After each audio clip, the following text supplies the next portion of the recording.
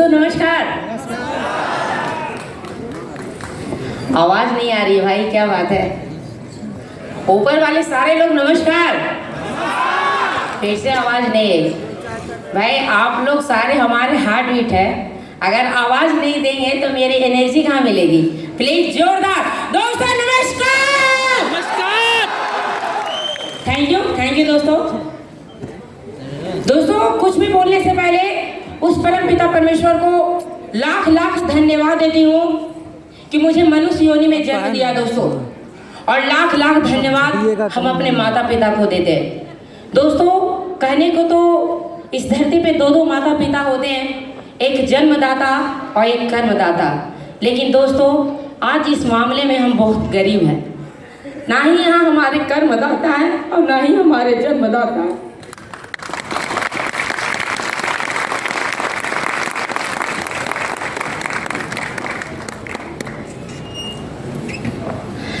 दोस्तों सबसे बड़ा धन्यवाद सक्सेस सपोर्ट सिस्टम के लिए जोरदार ताली होना चाहिए दोस्तों।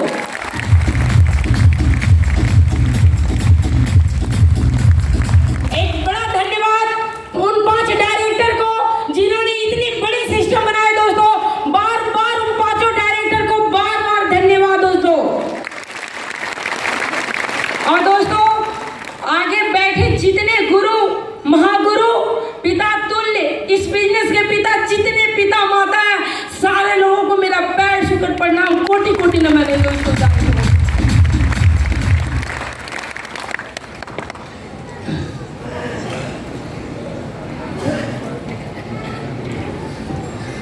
दोस्तों मेरा नाम रीना आर्या है। मेरा मायका दोस्तों कोडरमा दिवोट हुआ ग्राम पड़ता है और मेरा ससुराल दोस्तों नवादा बरेऊ मेरा ससुराल हुआ दोस्तों। लेकिन दोस्तों इस बिजनेस को करने से पहले जब हमारे हस्बैंड से हमारी शादी हुई तो वो पटना में रहा करते थे दोस्तों। पटना में बिजनेस कहा करते थे।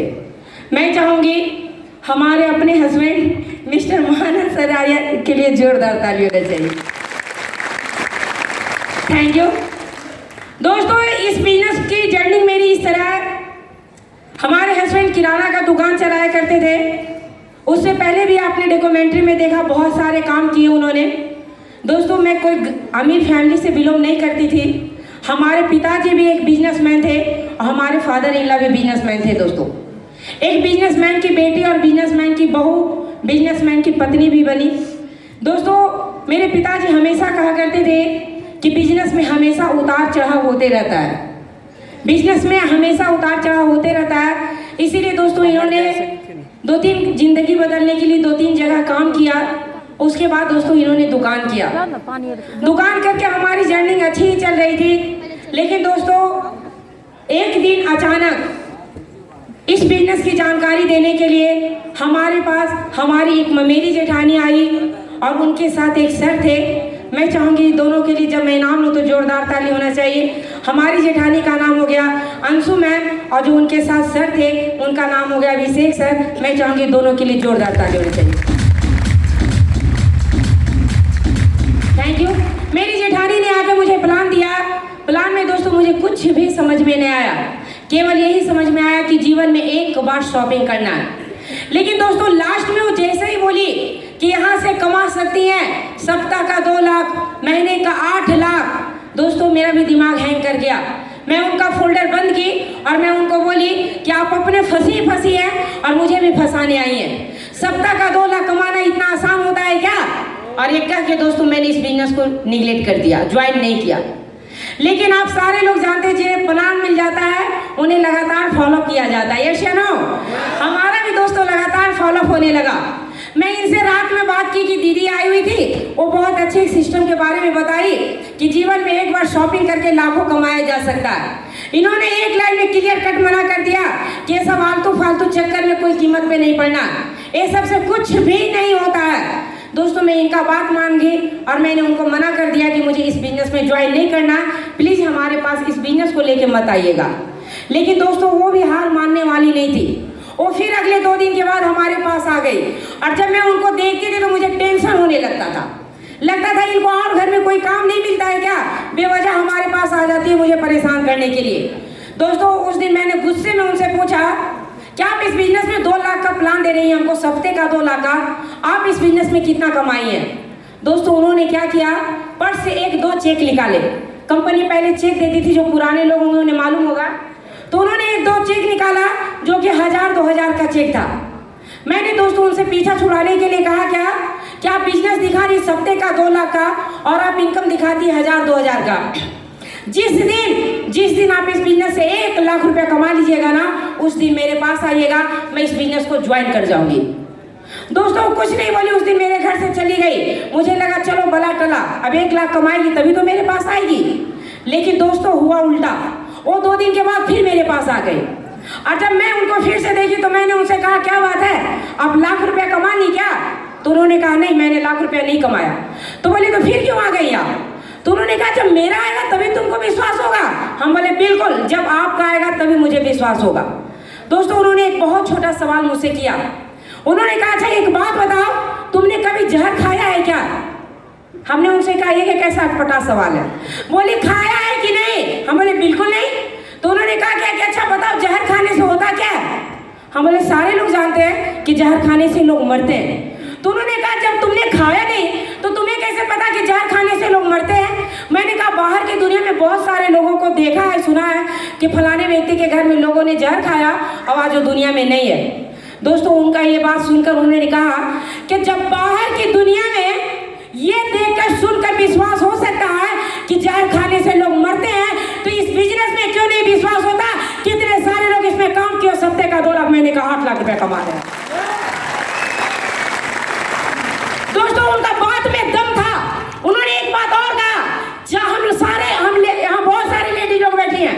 उन्होंने कहा, हम लेडीज हैं, हम चावल बनाते हैं, चावल हुआ या नहीं हुआ ये देखने के लिए 1 या 2 दाना देखते हैं, पूरी तसली उछल के नहीं देखते हैं। हम बोला बिल्कुल सही, 1 या 2 दाना देखते हैं। तो बोली जब 1-2 दाना देखने से पता चल जाता है कि पूरा चावल हो गया है, तो इस बिजनेस में 1-2 चेक देखने से क्यों नहीं विश्वास होता है कि जब काम हुआ तो 1000 रुपया का चेक आया, 2000 का चेक आया, तो काम होगा तो 2 लाख का भी चेक आएगा।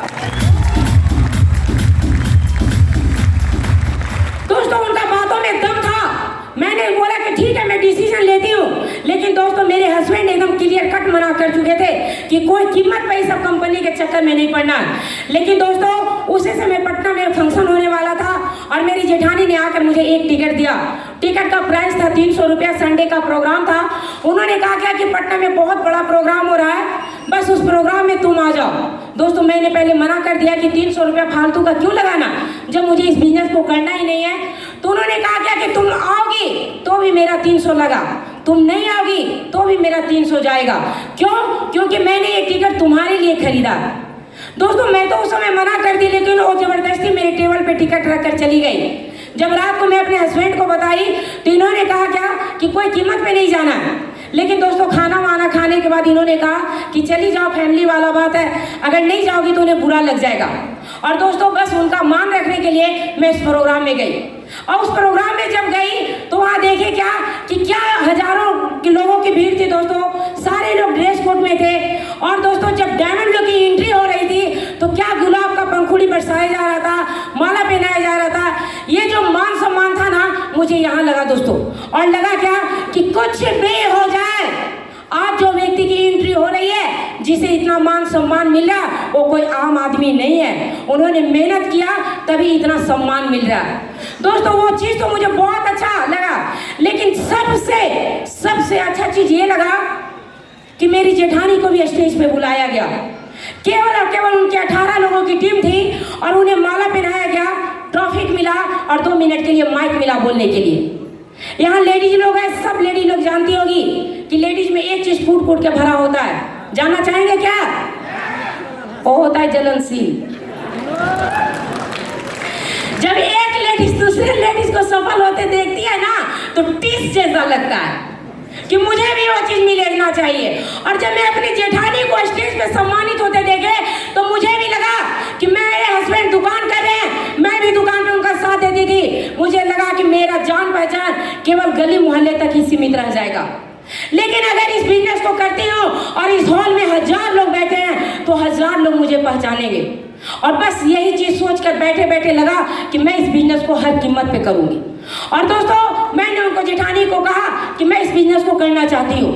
जब मैंने इतना कहा तो उन्होंने क्या किया कि पट से कुछ पैसा निकालने लगी। मुझे लगा भाई पैसा तो मुझे देना, फिर ये क्यों निकाल रही है। तो इन्होंने कहा देखो अभी 2 ज्वाइनिंग मेरे पास आया हुआ, अगर तुम अभी कर लोगी तो दोनों ज्वाइनिंग तुम्हारे नीचे आ जाएगा। लालच तो हर किसी के पास होता है, मेरे पास भी था। मैंने तुरंत एक्सेप्ट किया कि ठीक है मैं इस बिजनेस को अभी ही करूंगी। और क्या क्या दोस्तों, हॉल से सीधा मैं घर गई। मेरी जेठानी भी हमारे साथ आई, लेकिन उस समय मेरे हस्बैंड घर पे नहीं थे, वो मारूगंज माल लाने के लिए गए। मैंने उनको कॉल किया तो उन्होंने बस 2 लाइन में कहा काफ़ी जाम है, मैं आ रहा हूँ, रखो फोन। बस इतना काटे उन्होंने फ़ोन काट दिया। मुझे लगा कि पैसा तो किसी गैर को मैं नहीं दे रही हूँ, फैमिली मेम्बर, ये क्या दिक्कत है। और मेरे पास कुछ पैसे थे, मैंने उनको दे दिया। दोस्तों जब वो घर चली गई उसके बाद जब मेरे हस्बैंड आए तो उन्होंने कहा क्या कि प्रोग्राम कैसा लगा। दोस्तों उस प्रोग्राम में एक डायलॉग बहुत अच्छा लगा था कि दुनिया का सबसे बड़ा रोग, दुनिया का सबसे बड़ा रोग क्या कहेंगे लोग। यही चीज मुझे बहुत अच्छा लगा था। और मेरे हस्बैंड बोले क्या कि तुम बिजनेस देखी कैसा लगा। हम बोले कैसा लगा ये तो नहीं पता, लेकिन आज बहुत अच्छा चीज सीखा है। तो उन्होंने कहा क्या, हम बोले दुनिया का सबसे बड़ा रोग क्या कहेगा लोग। और दोस्तों इस बात को मैंने उनके पास 2-3 बार रिवीजन कर दिया। और 2-3 बार रिवीजन करने के बाद उन्होंने कहा क्या तुम्हारा दिमाग खराब हो गया क्या सीख के आ गई फालतू चीज, पैसा वैसा नहीं ना दियो, बिजनेस में कोई कीमत पे ज्वाइन नहीं करना। मैंने मुस्कुराते हुए क्या कि मैंने पैसा भी दे दिया। बस इतना ही बोलना था कि दोनों में महाभारत स्टार्ट। और इन्होंने कहा क्या लेडीज लोगों को कुछ समझ में नहीं आता है, बड़े बुजुर्ग ठीक कह गए कि अगर लेडीज का नाक नहीं रहे तो बहुत सारे पुरुष लोग बोलते होंगे। दोस्तों उनका ये जो डायलॉग था ना मुझे बहुत तकलीफ दिया। उन्होंने कहा क्या कि मैं ये 12,000 रुपया अगर दुकान में लगाऊंगा तो क्या लगता है उससे मैं 500 रुपया नहीं कमाऊंगा। तुम कल के कल जाओ और पैसा मांग कर लाओ। दोस्तों मुझे भी लगा कि ये सही बोल रहे हैं। और कहा कि मैंने अब बच्चे लोग को स्कूल छोड़ी। अब स्कूल छोड़ने के बाद मैंने अपनी जेठानी से पैसा लाने के लिए चला गया कि मुझे पैसा दे दीजिए। वैसा पैसा किस काम का जो पति पत्नी में तू मैं होते रहे। वो भी बहुत ईमानदार थी, उन्होंने एक बार में मेरा पैसा वापस कर दिया। और जैसे ही मैं उनके घर से निकल रही थी तो निकलते निकलते उन्होंने एक बात कहा, रीना मैं ऐसा करूं मैं तुम्हारा पूरा पैसा लगा दूं, जब तुम्हारा चेक आएगा तब तुम मुझे वापस कर देना।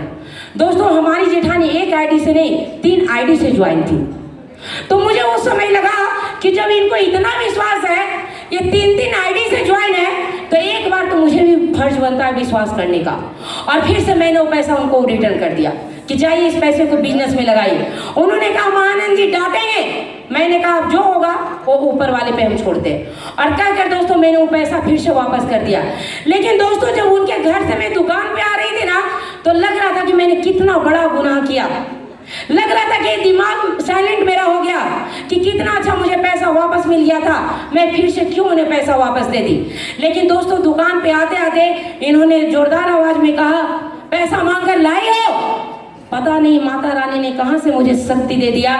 मैंने भी उससे ऊंची जोरदार आवाज में कहा आप समझिए मर रहे हैं और आप मुझे दान में दे रहे हैं।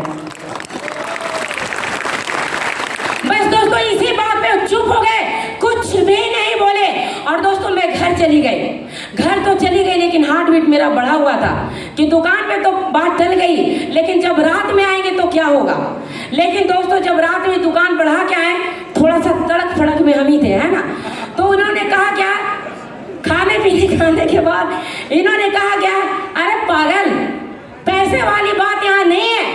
ठीक है तुम पैसा दे रही हो सामान आ रहा है, यहाँ बात है ज्वाइन करने वाला जोड़ने वाला। अगर 2 आदमी तुमसे नहीं जुटेंगे तो तुम ही बताओ तुमको इस बिजनेस में ज्वाइन करने से क्या फायदा। और कोई आदमी पागल है क्या तुम्हारे जैसा जो फालतू में 10-12 हज़ार रुपया लगाएगा। अब इनका बात सुन के तो हमको भी टेंशन हो गया। लेकिन दोस्तों उस समय मैंने हिम्मत जुटाया और मैंने कहा जो होगा वो बाद में सोचा जाएगा। इन्होंने कहा मैं तुम्हारा साथ नहीं दूंगा। मैंने कहा मुझे मंजूर है, मैं भी अकेले करके दिखाऊंगी। और दोस्तों उस दिन रात भर मुझे नींद नहीं आई। रात भर नींद आई इसी टेंशन में कि भाई ये मेरे पति देव है, कोई दुश्मन नहीं है। ये बोल रहे हो सकता हो अगर बात सच हो गया, अगर मैं किसी आदमी को ज्वाइन नहीं करवा पाई तो फिर मेरा क्या होगा। लेकिन दोस्तों अगले ही दिन मेरा भाई ने मुझे फ़ोन किया, जो कि नवादा डिस्ट्रिक्ट में रहता है। उसने फ़ोन किया मुझे और बातों बात में उसने बोला, दीदी लग रही है काफ़ी टेंशन में हो, क्या बात है। दोस्तों मैंने उसे पूरी बात बता दी। उसने तुरंत एक बार में कहा कि दीदी जब इतनी बड़ी बिजनेस है तो ऐसा करो एक आईडी मेरा लगा दो। और उसने दोस्तों मेरे अकाउंट में 9,990 रुपया तुरंत ट्रांसफ़र किया। मैं चाहूँगी मेरे भाई महेश कुमार वर्णवाल के लिए जोरदार ताली होना चाहिए। दोस्तों खुशी तो बहुत मिली कि चलो एक आदमी मेरा ज्वाइन हो गया, लेकिन दोस्तों अगले ही पल मेरा मन कहा गया कि मैं तो इस बिजनेस में फंसी नहीं, अब अपने भाई को ही फंसा दूं। अगर मैं सफल नहीं हुई तो भले मेरा भाई मेरे सामने नहीं कुछ बोलेगा, लेकिन अगर किसी से थोड़ा सा भी कह दिया कि दीदी ने मेरा 10,000 रुपया लगा दिया तो मैं अपने आप को माफ नहीं कर पाऊंगी। और दोस्तों मैंने उसका आईडी नहीं लगाया और मैंने पहले मार्केट में रन करना स्टार्ट किया, काम करना स्टार्ट किया। जिसके पास भी जाती वो व्यक्ति कहता नहीं भाभी बहुत बढ़िया है, आप करिए बहुत अच्छा है। अब दुकान पे आके इनसे कहती तब मानन भैया अब दुकान करने का क्या जरूरत है, भाभी तो करोड़पति ऐसी बन गई। दोस्तों उल्टा हो जाता, मैं जिनको प्लान देती वो लोग कहता बहुत अच्छा है करिए करिए। लेकिन दोस्तों उसी बीच में बहुत सारे ऐसे लोग भी हुए जो फॉर्म भी साइन अप किए, पैसा भी दिए, ज्वाइन भी किए और हमारा बिजनेस दोस्तों चलने लगा। हमारा बिजनेस चलने लगा। कुछ लोगों की हमारी टीम बनी, कुछ लोगों यानी केवल 7 लोगों की हमारी टीम बनी। और उसी बीच हमें मौका मिला डायमंड शिप जाने का। मैं चाहूंगी सतीश सर के लिए जोरदार ताली होना चाहिए। Thank you sir. Satish sir का डायमंड शिप था और मुझे मौका मिला डायमंड शिप में आने के लिए। मैंने इनसे ये नहीं कहा कि डायमंड शिप में जाना है, मैंने इनसे केवल ये कहा कि ताजमहल घुमाने ले जाना है। इन्होंने एक्सेप्ट कर लिया कि ठीक है चलो पूरी फैमिली, दुकान से तो कमाना खाना है ही। और दोस्तों मैं जब ट्रेन पे चढ़ी तो देखिए क्या पूरा ट्रेन ही सेफ शॉप था। जिसको देखे सेफ शॉप का ही चर्चा लोग कर रहे थे। इन्होंने कहा क्या ट्रेन में क्या हो रहा है, हम बोले कुछ नहीं, सारे लोग आपको रेस्पेक्ट कर रहे हैं क्योंकि सब लोग इनको नमस्ते कर रहे थे। तो ये बोले क्या मैं तो किसी को पहचानता ही नहीं हूँ, तो यहाँ क्या हो रहा है, हम बोले कुछ नहीं है, सारे लोग आपको रेस्पेक्ट कर रहे हैं। दोस्तों उसी ट्रेन में हमारे एक महागुरु जी मिले जिन्होंने मेरा बहुत केयर किया। मैं चाहूंगी एक जोरदार ताली हो जाए मिस्टर अनिल पासवान सर के लिए। दोस्तों थैंक यू, उन्होंने ट्रेन में मेरा बहुत ज्यादा केयर किया दोस्तों। लेकिन उसी ट्रेन में एक और हमारे महागुरु मिले जिन्होंने दूसरे को समझा रहे थे कि ये दोनों हाथों की हथेलियों में बहुत बड़ी ताकत होती है। ये दोनों हाथ जब किसी के सामने झुक जाते हैं, जुड़ जाते हैं ना, तो बड़े से बड़े जो भी क्रिमिनल बोलिए, जो भी बोलिए, बड़ा सा बड़ा काम बहुत ही आसानी से हो जाता है। दोस्तों उनका बात मेरे दिल को बहुत भाया। वो दूसरे लोगों को समझा रहे थे। उस समय मुझे नहीं मालूम था कि वो हमारे भी अपलाइन हैं, ये चीज़ मुझे नहीं मालूम था लोग दोस्तों। लेकिन जब उनकी बहुत सारी बातें सुने उसके बाद वो हमारे पास आए और हमको बोले मैडम आपको बिजनेस विश्वास है। हम बोले थोड़ा थोड़ा। बोले थोड़ा थोड़ा, हम बोले हाँ सर। तो नहीं आपका तो नाम बहुत बढ़िया, आप तो बहुत अच्छा इस बिजनेस में करिएगा, आप तो बहुत कम समय में बहुत अच्छे लोगों को ज्वाइन करवा दिए। दोस्तों आज उसी गुरु के गाइडलाइन में हम काम कर रहे हैं दोस्तों। आज वैसे गुरु, वैसे मेंटर जिनको जिस नज़र से देखे वो वैसा नजर आते हैं। अगर बड़े भाई के नज़र से देख लीजिए तो बड़े भाई नजर आएंगे, पिता के नज़र से देख लीजिए तो पिता नजर आएंगे, भगवान के नज़र से देखे तो भगवान नजर आते हैं। दोस्तों उनका हमेशा कहना रहता है 3 फैक्ट्री लगाना है, ice factory, sweat factory, love factory. दोस्तों यकीन मानिए वो तीनों फैक्ट्री खुद लगाए हुए। दोस्तों उनकी एक और बड़ी खूबी है, जब वो बोलना स्टार्ट करते हैं ना तो उनके सामने टेप रिकॉर्डर भी फेल हो जाता है। तो वैसे गुरु, महागुरु से आप लोग मिलना चाहेंगे? दोस्तों कहा जाता है भक्ति में इतनी शक्ति होती है कि अगर प्रेम से बुलाया जाए तो भगवान भी आ जाते हैं। यस या नो? तो मैं भी अपने गुरु को बुलाऊं, आप लोग मेरा साथ देंगे?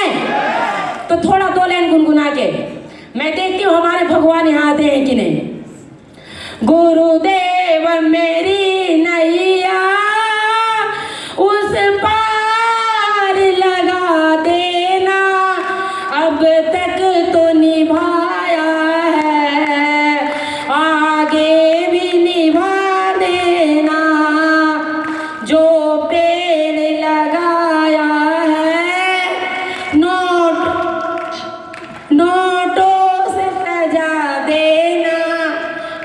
तक तो निभाया है, आगे भी निभा देना। Mister Naresh Kumar Mishra sir, please sir, welcome on the stage.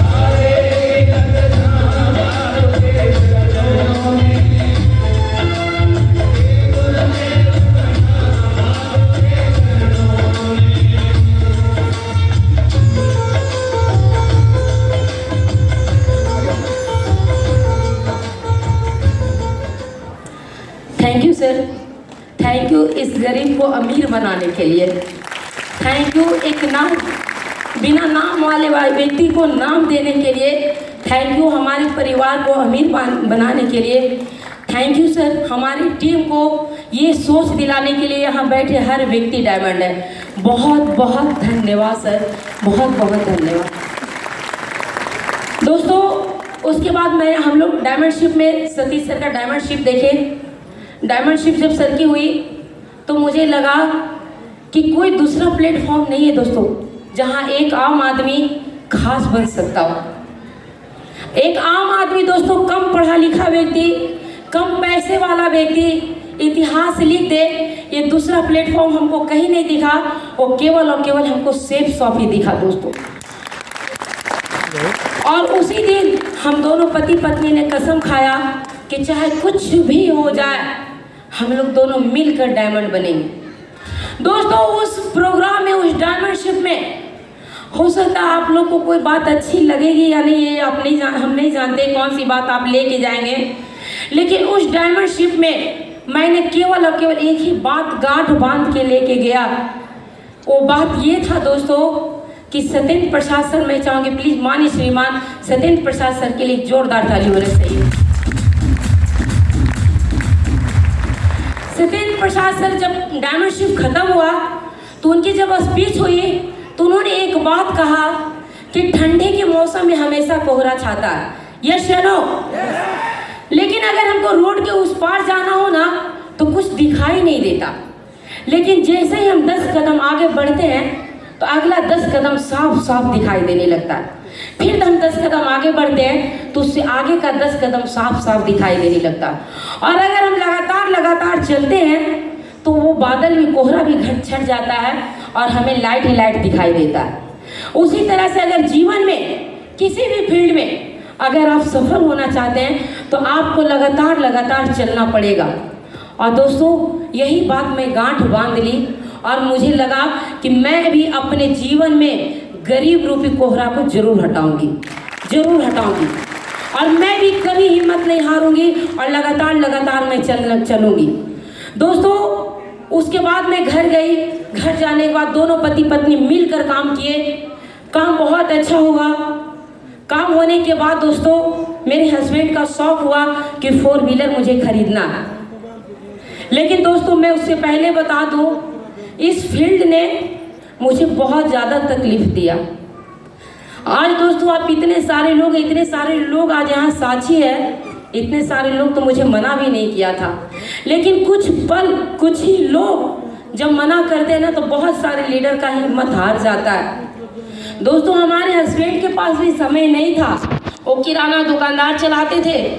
सुबह दूध भी आती थी दुकान पे तो 5, साढ़े 5, 6 बजे दुकान में चले जाते थे। बच्चे छोटे थे।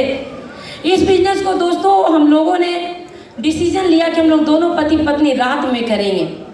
और दोस्तों 9 बजे ये भी दुकान का शटर बंद करते थे और 9 बजे मैं भी घर का गेट में ताला लगाती थी बच्चे लोगों को सुला उला कर।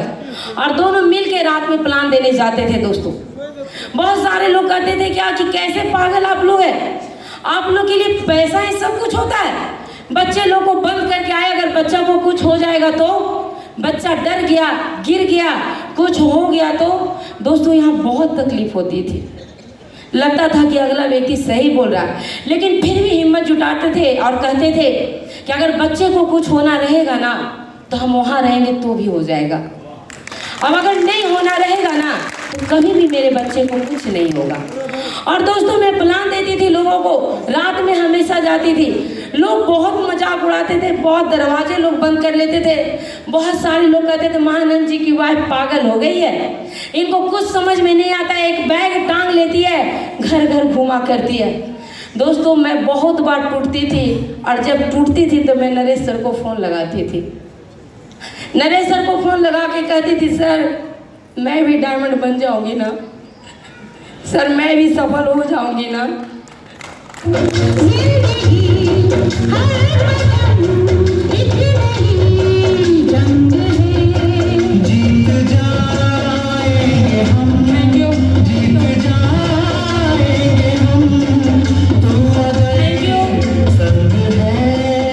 दोस्तों बहुत सारे लोग ये भी बोलते थे अरे मैडम दोनों मिल के कमाने निकली हैं, आपको पता नहीं है जिसके माँ बाप दोनों कमाने निकल जाते हैं ना उसके बच्चे बेकार और बेरोजगार हो जाते हैं, उसके बच्चे में संस्कार नहीं होती है। लेकिन दोस्तों मैं तो उल्टा देखी, मेरे बच्चे छोटे से ही रिस्पॉन्स लेने स्टार्ट कर दिए। जब मैं प्लान लेके आती थी तो बच्चे रूम साफ करके रखते थे, खाना खाते थे, प्लेट धो के रखते थे। मेरे बच्चे सुबह से फ़ोन करती थी मम्मा मैं रोटी बना दूँ आपके लिए। अब सोचिए दोस्तों सेफ शॉप ने हमारे बच्चे को संस्कारित भी कर दिया। लोगों ने ऐसा ही नहीं कहा दोस्तों, लोग इनको कहा क्या मेरे हस्बैंड को आपका दुकान लुट जाएगा, आपका दुकान बर्बाद हो जाएगा। दुकान पे जिसको भी प्लान देते थे अगला दिन कट, दुकान का कस्टमर भी गया और सेफ शॉप में ज्वाइन भी नहीं किया लोग। दोस्तों उसके बाद दोस्तों इतनी तकलीफ सहने के बाद मैं क्या बताऊं, दिन भर यहाँ बहुत सारे एसोसिएट मेरे बैठे हैं, मैं जब भी फील्ड में काम की मैं टाइम देखकर कभी काम नहीं की दोस्तों। रात में 9 बजे 10 बजे मुझे कोई फर्क नहीं पड़ता था। मैं दोस्तों शुरू में जब इस बिजनेस में ज्वाइन की ट्रेनिंग में जाती थी तो महानंद सर कहते थे कि तुमको ट्रेनिंग लेने का क्या ज़रूरत है, क्या नहीं सीखी हो तुम, क्यों फालतू वाला काम करती हो। फिर कहते थे अरे एक बार तो ट्रेनिंग में चली गई, हर बार ट्रेनिंग लेने का क्या ज़रूरत है। दोस्तों इन्होंने मेरा बहुत विरोध किया था, बहुत विरोध किया था। मैं जिस व्यक्ति को प्लान दे के आती थी वो व्यक्ति अगर इनको मजाक उड़ाने आ जाता था कि भाभी तो करोड़पति बनने वाला प्लान दे रही है तो ये शर्मा जाते थे और कहते थे क्या अरे मेरी मैडम का दिमाग खराब हो गया है, वो आपका भी दिमाग खराब कर देगी। उस समय लगता था कि मैं दुनिया को समझाने जा रही हूँ और मेरे घर के हस्बैंड ही नहीं समझ रहे हैं। उस समय बहुत तकलीफ लगता था दोस्तों, लेकिन धीरे धीरे धीरे धीरे वो पल आ गया और ये मेरा पूरा सपोर्ट करने लगे दोस्तों। एक दिन की मैं बात बताऊं, हमारे इस बिजनेस के पेशेंस के बादशाह है, बहुत ही दमदार लीडर है। मैं चाहूंगी जोरदार ताली होना चाहिए वेद प्रकाश जी के लिए, जोरदार ताली। थैंक यू दोस्तों शुरुआती दौर से वो मेरे साथ बहुत है, दुख सुख में हमेशा साथ दिए। शुरू जब मैं प्लान देने जाती थी तो इनका कहना था वेद प्रकाश जी को बुला लो, उनके साथ गाड़ी पे बैठ के चली जाओ। दोस्तों गाड़ी हमारा होता था, वेद प्रकाश जी चलाते थे और हम बैठते थे। लेकिन मैं एक दिन की बात बताऊं, इनके एक दोस्त ने आगे इनसे क्या कहा पता है? एक दोस्त ने इनको आगे कहा महानंद अरे मेरा भी गाड़ी का सीट खाली है, मैडम को बोलो बैठ जाने के लिए। दोस्तों आज आप लोग को लग रहा होगा कि मैडम क्या बोल रही है। दोस्तों मैं बहुत घबरा गई और लगा कि मैं जो भी बिजनेस करने जा रही हूँ वो भी ये सब ताना तूनी में मेरा ख़त्म हो जाएगा। और मैं गाड़ी से उतरी, मैं दुकान के अंदर चली गई। लेकिन दोस्तों इन्होंने कहा क्या हुआ, तुम अंदर क्यों चली गई? हम बोले छोड़िए आज नहीं जाना है। इन्होंने कहा अरे पागल, ये तो गली में भूखने वाले कुत्ते हैं, इसके डर से तुम रुके क्यों, तुम जाओ वहाँ। और दोस्तों इन्होंने मेरा साथ दिया, मेरी हिम्मत बढ़ाया। आज अगर दोस्तों लोग कहते हैं, बहुत सारे लीडर को लगता होगा कि रीना मैम की वजह से महानंद सर डायमंड बन गए। नहीं दोस्तों, बहुत गलत बात है। आज मैं जो कुछ भी हूँ, हमारी पहचान जो कुछ भी है, अगर महानंद सर मेरा साथ नहीं देते, अगर मुझ पे शक करते, तो मैं शायद डायमंड नहीं बन पाती। आज यहाँ पे बहुत सारे हस्बैंड बैठे होंगे जिनकी मैडम काम करती होगी, अगर कोई बोल देता होगा ना तो अपनी मैडम का पीछा करते होंगे कि कहीं वाकई में मेरी मैडम गलत तो नहीं है।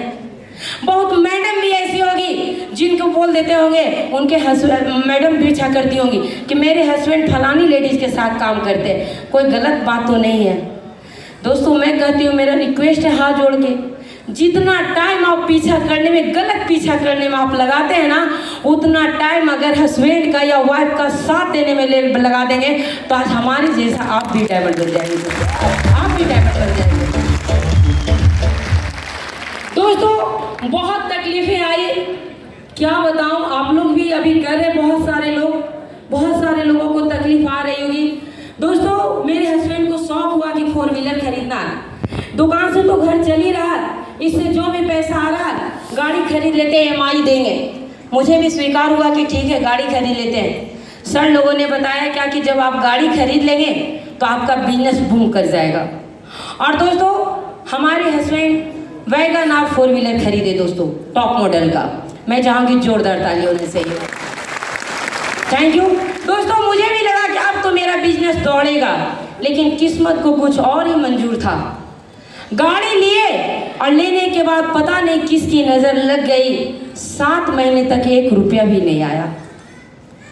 मुझे लगा कि ये कैसा हो गया, लेकिन बार बार हमें अपने पिता की बात याद आती कि बिजनेस है, उतार चढ़ाव चलता है। और दूसरी बात, इस बिजनेस के जगत पिता सत्येंद्र सर की बात याद आती कि अगर लगातार चलोगे तो एक ना एक दिन कोहरा जरूर हटेगा, जरूर हटेगा। बस दोस्तों बार बार मुट्ठी बांधे कि चाहे जो कुछ हो जाए, हमारे जीवन से भी कोहरा जरूर हटेगा।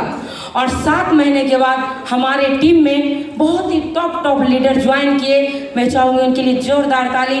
सुबोध सर, उदय रुखियार सर, मुकेश सर, ऐसे लोग हमारी टीम में ज्वाइन किए और हमारा बिजनेस फिर से बूम कर गया। दोस्तों बूम अभी बिजनेस किया ही था कि तब तक मेरे होली में मेरे पिताजी ने फ़ोन किया कि होली में घर आ जाओ, साथ में फैमिली के साथ होली मनाएंगे।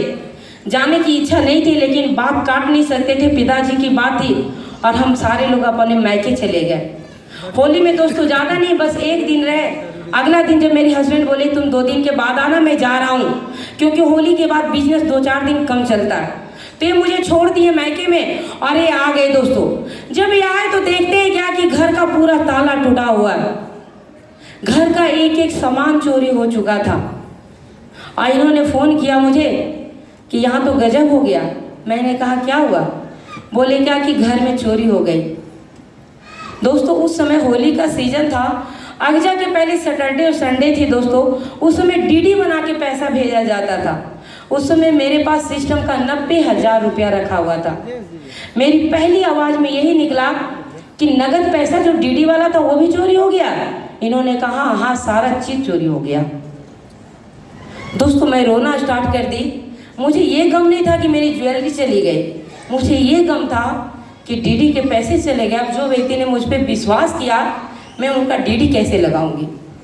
दोस्तों जब मैं रोने लगी तो मेरे पिताजी ने बहुत अफसोस किए।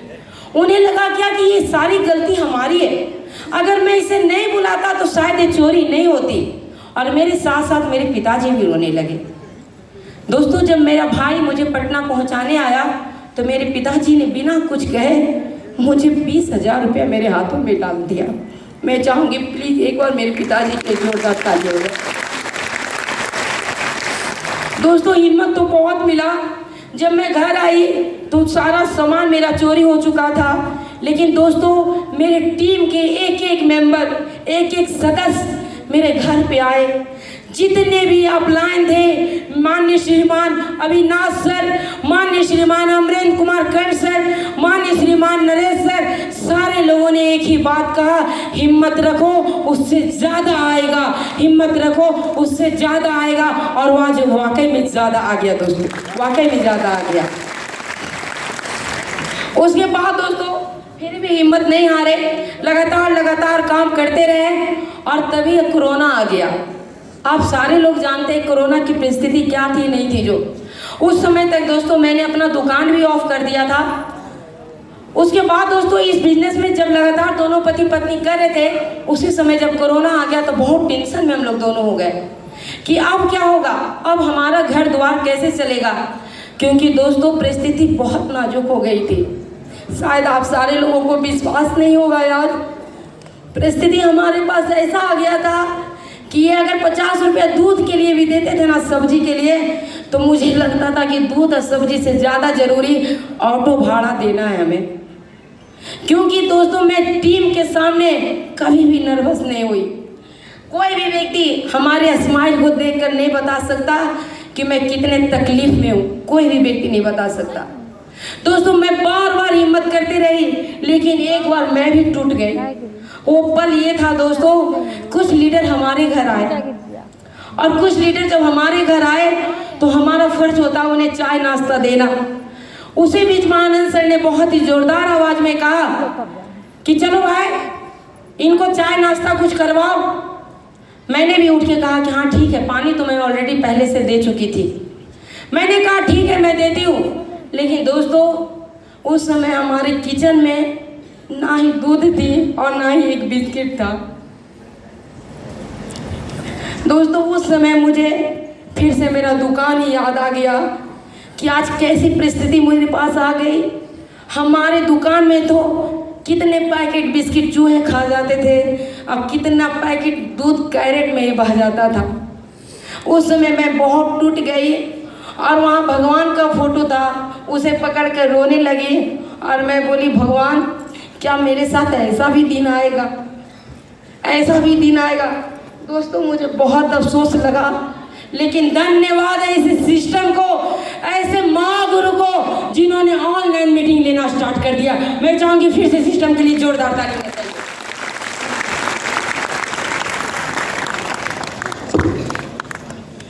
लगातार दोस्तों जूम के द्वारा मीटिंग होने लगा और मीटिंग होने से हमारा टीम ऑल इंडिया में फैलने लगा।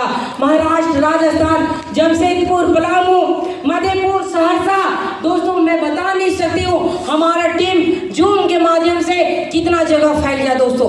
और हमारी इनकम एक बढ़ गई।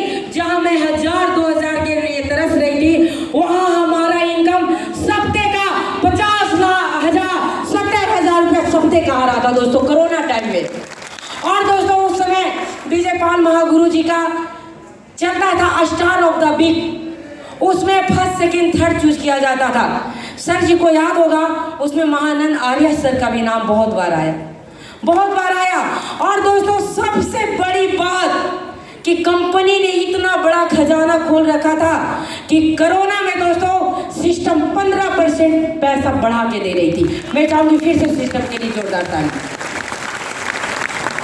दोस्तों फिर से दोनों पति पत्नी ने मिलकर काम लगातार किया दोस्तों, और अचीवमेंट लगातार आते गया। हमारी जिंदगी में बहुत टर्न अप हुआ दोस्तों। मुझे इस बिजनेस में एक ही चीज दिखता था हमेशा, पैसे तो कमाना सब कोई कमाते हैं, कुदरत का दिया हुआ दो खूबसूरत हाथ है, दिमाग है, जहां लगाएगा लोग दाल रोटी खाएगा ही खाएगा।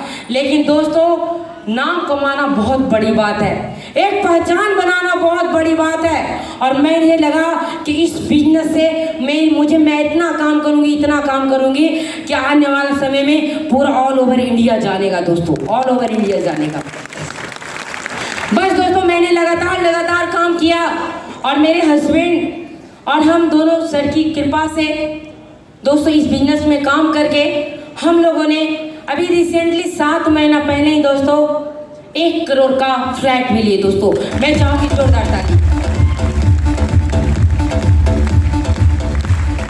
दोस्तों इस बिजनेस में ना जब भी टूटते थे मैं एक चीज और कहूंगी कि मुझे अविनाश सर से बात करने में डर लगता था। प्लीज सर माफ करेंगे। मैं चाहती थी कि जिस अनुसार नरेश सर से मैं खुल के बात करती हूँ उस अनुसार से अविनाश सर से भी मैं बात करूँ, अमर सर से भी बात करूँ, लेकिन मुझे बहुत डर लगता था कि मैं क्या कहूँगी, कि मेरा बिजनेस नहीं चलता। सर को लगेगा कि आप ही में कमी है, आप ही ढंग से नहीं करते हैं, आप ही सिस्टम से बात नहीं। आप बात सही था दोस्तों। जब भी मैं टूटती, जब भी सर को कॉल करती थी, नरेश सर को, सर कहते थे मैडम कुछ और सुधार करने की ज़रूरत है, कुछ और सुधार करने की ज़रूरत है। तो हमको लगता था कि अब सर से काम नहीं चलेगा, सर तो हमेशा बिजनेस का ही बात करते हैं। हम बोले कि अब ऐसा करते हैं, मैम से बात करते हैं। और दोस्तों मैं कभी रीता मैम को फ़ोन लगा देती थी तो कभी मीनू मैम को फ़ोन लगा देती थी। मैं चाहूँगी दोनों मैम के लिए जोरदार ताली हो जानी चाहिए। Thank you. लेकिन दोस्तों इन लोगों ने हमेशा मेरा मनोबल बढ़ाया, हमेशा ये कहा कि रीना जी आप बहुत अच्छा कर सकती हैं, आप में क्वालिटी है, आप आगे बढ़ सकती हैं, आप अच्छा कर सकती हैं। दोस्तों बस ये कॉन्फिडेंस बढ़ता गया, बढ़ता गया, बढ़ता गया। और मुझे लगा कि बिल्कुल मैम सही कर रही हैं। जब इतना गर्व से बोल रही हैं तो मैं उनका एक दिन गर्व बन के दिखाऊंगी।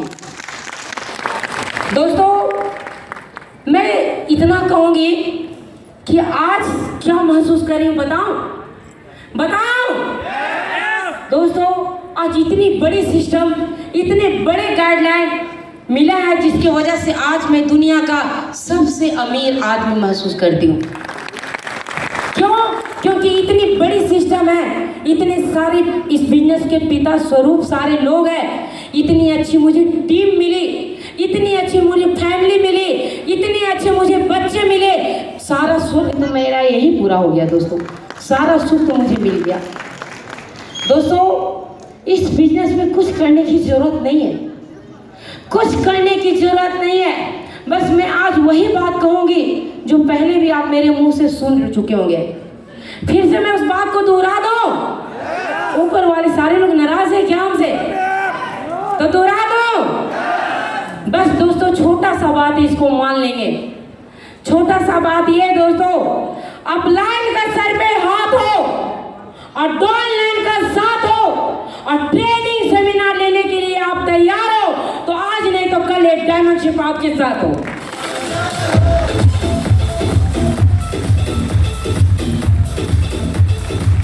दोस्तों इस बिजनेस में मैं हमेशा कहती हूँ, हर टेस्टिमनी में, हर क्लोजिंग में हमेशा कहती हूँ कि मेरी सबसे बड़ी अचीवमेंट जो ये है, सबसे बड़ा मेरा अचीवमेंट ये है इस बिजनेस से कि मुझे आप जैसे लोग मिले, आप जैसे लोग मिले। दोस्तों एक जोरदार ताली प्लीज।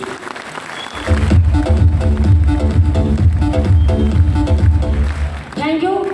दोस्तों बोलने को तो मेरे पास बहुत सारी बातें हैं, लेकिन आप लोग मेरी फीलिंग्स को समझे। मैं बहुत खुश हूँ दोस्तों कि आप जैसे लोग मुझे मिले हैं।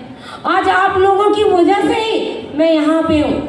जिन्होंने भी एक भी ज्वाइनिंग दिया होगा ना मेरे नाम पे, एक भी ज्वाइनिंग हम पे विश्वास करके दिया होगा, यकीन मानिए दोस्तों अगर आप मेरा साथ देंगे ना तो किसी एक भी व्यक्ति को नहीं छोड़ूंगी। और हर व्यक्ति को मैं कसम खाती हूँ कि हर व्यक्ति जो मेरा साथ देंगे, सिस्टम की बात मानेंगे, अपलाइन का कदर करेंगे, वो हर व्यक्ति यहाँ से डायमंड बनेगा दोस्तों, हर व्यक्ति यहाँ से डायमंड बनेगा।